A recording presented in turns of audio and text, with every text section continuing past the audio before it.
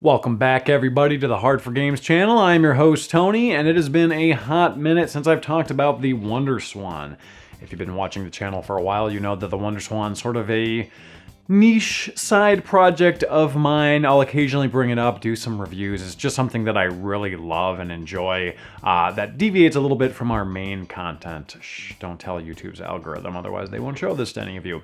Either way, I wanted to give you all an update of what's going on with my collection, specifically some of the highlights of my collection, including some modded WonderSwans and also some interesting games that I've acquired. So, cheers, let's go ahead and get started.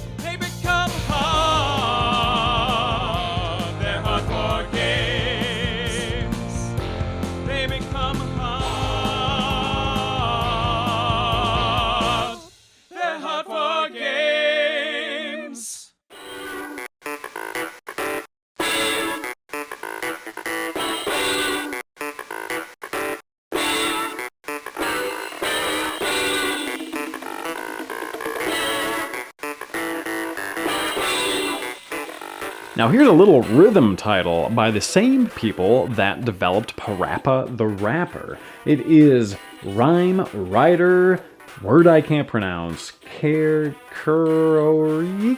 I don't know, honestly. But that said, it is just a wonderful little game with crazy packaging, lots of effort put into this. So you have this like full-on, almost like centerfold in the packaging, and then you pull this out.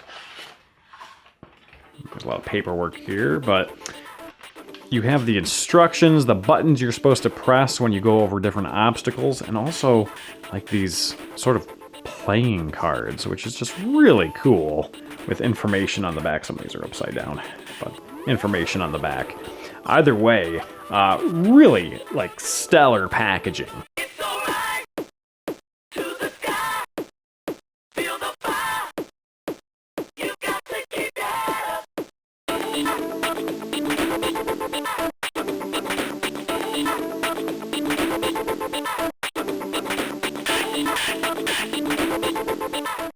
So here's the game itself, and this is the demo. This is how the game is supposed to be played.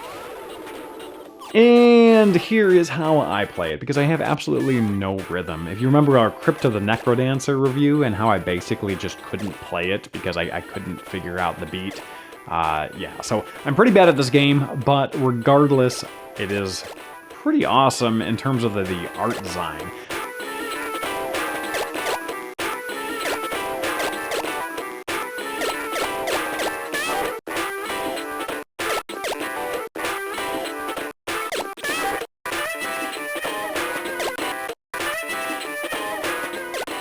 So big thank you to William, our Patreon supporter, for sending this over for me to check out. Although I am awful at this game, I do appreciate it and love the art style. Here we have some modded WonderSwan consoles. We have a backlit WonderSwan Classic, the original, and a frontlit WonderSwan Crystal, which was the last revision of the WonderSwan that Bandai had created.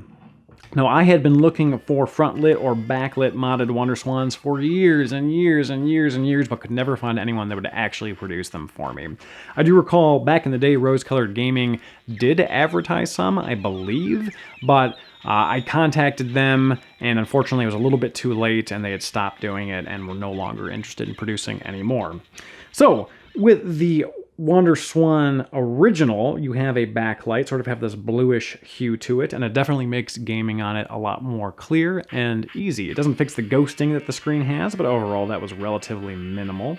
One issue with it is that it does have this sort of like white lighter spot on the side here. I talked to the individual that created this, and he had mentioned it was basically an issue with the adhesive and the screen and the light sort of coming apart a little bit. So it is not a perfect mod by any stretch, but overall it does work and it is nice. Now here's the front-lit WonderSwan, which still looks really nice, and the colors are really good even though it is front-lit instead of backlit. he had mentioned that it just wasn't possible, at least with his setup, to do a backlit SwanCrystal.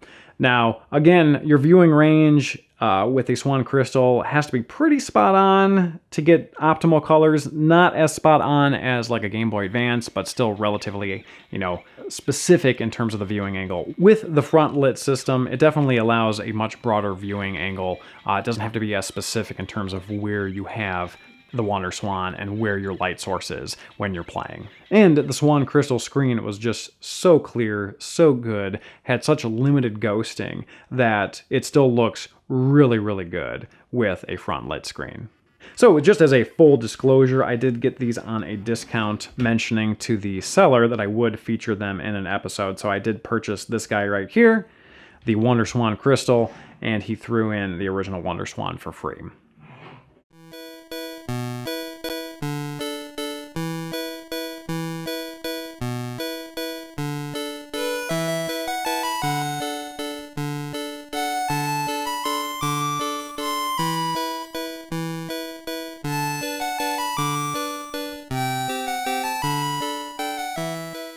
So here is an interesting little puzzler.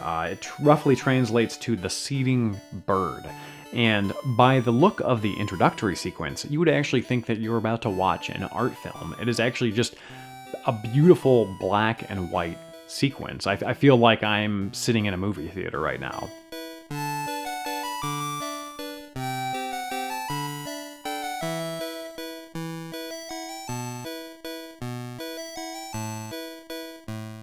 But you get into the actual game, and essentially what you need to do is guide water droplets to a seed so it can mature into a flower.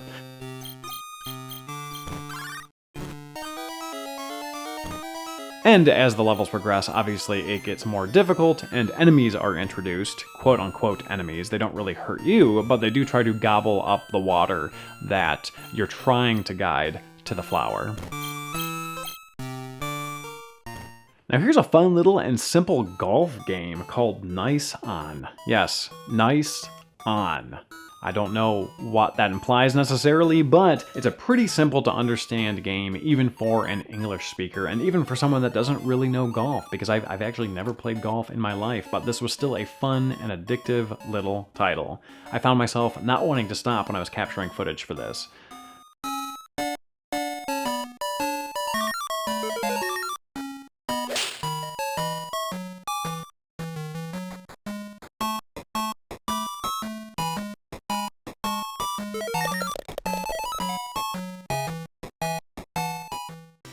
Now here's a perfect title for the non-Japanese speaking audience, Digimon Battle Spirit. This is a fighting game. Now a lot of the Digimon games for the WonderSwan are RPGs that are difficult to understand, obviously, because they're in Japanese, like this one that I'm showing on screen, for example. But Battle Spirit is just a simple fighting game.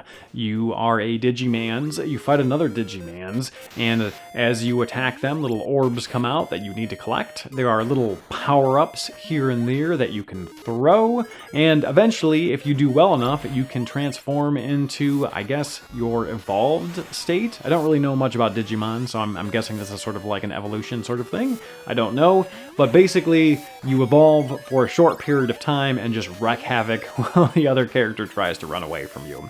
And at the end, you are scored based on how many of those little orbs you collect, and it's a fun little addictive game. Until you get far enough that the CPU just starts kicking your butt, and I couldn't do anything. I was just a helpless ragdoll.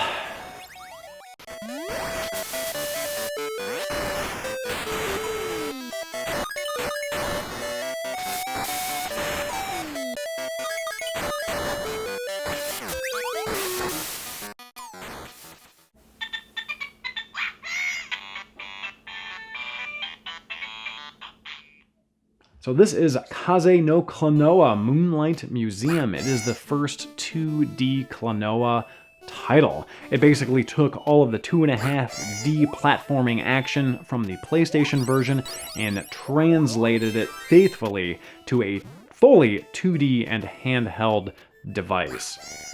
It is an excellent little game, very, very fun, and I actually picked this up from Pink Gorilla Games when I was in the Seattle area, when I was doing that episode way back when with Metal Jesus. So big shout out to Pink Gorilla Games for selling this to me. It has been very fun to explore.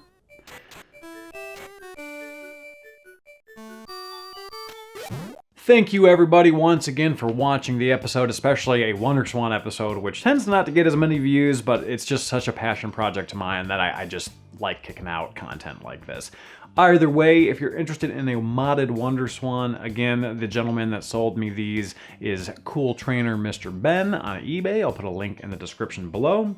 If I were to recommend one of the two, I would recommend the SwanCrystal with the front light. The SwanCrystal screen, just in general, like the retail screen, is so much better than the original WonderSwans that even with a front light, it's still better than the original WonderSwan with a backlight. So just my personal preference anyways. Also the mod seems a little bit more stable. The light is very kind of even all the way through.